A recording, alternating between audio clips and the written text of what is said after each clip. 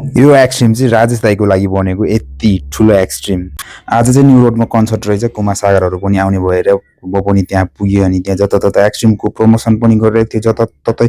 अनि नजिकै त्यहाँनिर झगडा परिहाल्यो भने उपचार गर्नको लागि रेडी अवस्थामा थियो। अनि त्यहाँ एक्सट्रिम पनि थियो, साथै एक्सट्रिम हान्दै डान्स गर्नलाई। अनि नजिकै त्यहाँ फुल पसल पनि रहेछ। अनि म हिँड्दै थिएँ म चाहिँ कहाँनिर बिचतिर च्याप्मिन पुगेँ। हिँड्ने बाटो थिएन, मान्छे प्याकाप्याक। त्यतिकैमा यति ठुलो एक्सट्रिम देखेँ मैले।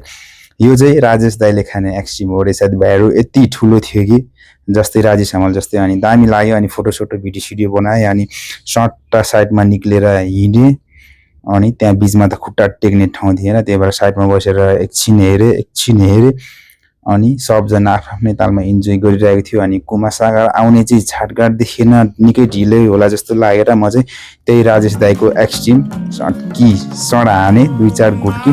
अन्त इन्जोय गरेँ, एकछिन हेरेँ एक्सट्रिमको साथमा इन्जोय गर्दै। अनि टक्क घरतिर फर्किदिएँ।